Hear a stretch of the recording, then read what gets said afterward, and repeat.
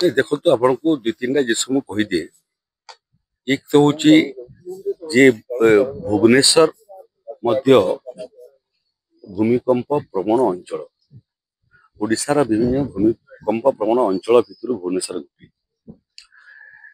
भगवान करंतु किछि न हो किंतु केबे किछि हेई गले एबे जो माने सब प्राकृतिक विपर्य को सामना करिवार संस्था सब अछंती से संस्था प्रभावित हो तेणु से सब को दृष्टि रखिक भुवनेश्वर रे गोटे अत्याधुनिक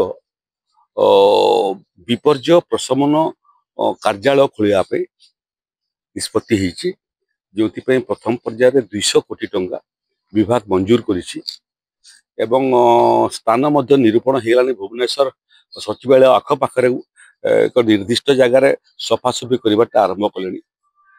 नुआ विपर्य भवन जोटा हेब सेटा मल्टी स्टोरी बिल्डिंग हेब एवं भूतल बिल्डिंग मध्य हेब।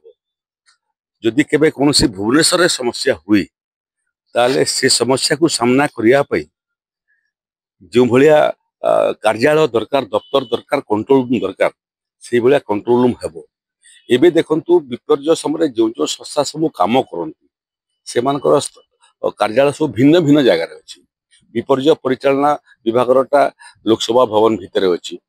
एठी अग्निशम विभाग जाकरी 5 किलोमीटर आगु पुरी रोड रे अच्छी। एठी ओडीआरएफ एनडीआरएफ फॉरेस्ट डिपार्टमेंट जो माने मूलतः काम करती एक्सपर्टाइज अच्छी एवं आउ सबु विभाग जो मानकर मूल भूमिका हुए विपर्य समय से समस्त को समाहित कर से कार्यालय हम एवं से कार्यालय समस्त दफ्तर जो मैंने विपर्य समय काम करती से अवस्थापित हेबे। से डिपार्टमेंट मान को से कार्यालय भितर परस्पर सांगे जोड़ापी आधुनिक कारीगरी कौशल व्यवहार हेब। जिलापाल मान सांगे जमिति बिजुली एवं टेलीकम्युनिकेशन प्रभावित हेले आमे किमिति सेमानक संगे जोड़ी हेबु एवं सेमानक ठारू सविशेष विवरणी नेबु एवं सेमानक निर्देश मध्य देबु से भलिया कार्यालय आरंभ हवा पई जाउची।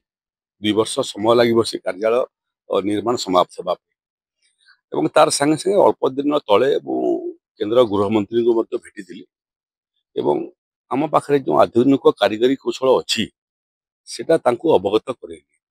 तार बाहर मध्य अधिक किसी कारीगरी कौशल भारत सरकार ठारू किंबा अन्य कौन देश रे अधिक किसी करुथिबे कि से बाबद रे मध्य तांको ठारू मु तथ्य देबा पई निवेदन करिछि सहयोग करिया पे मध्य निवेदन करिछि। ओडिशा एबे सारा भारत वर्ष रे प्राकृतिक विपर्य को सामना करिया पे श्रेष्ठ राज्य किंतु श्रेष्ठ राज्य हेले मध्य आम पई आकाश होची सीमा आहुरी अधिक कोन करा जाई परिबो एवं आहुरी विषम परिस्थिति जदि आसी ताकू मध्य किमिति आमे सामना करि पारिबो ता बाबद रे वर्तमान थरु प्रस्तुति आमे आरंभ करू।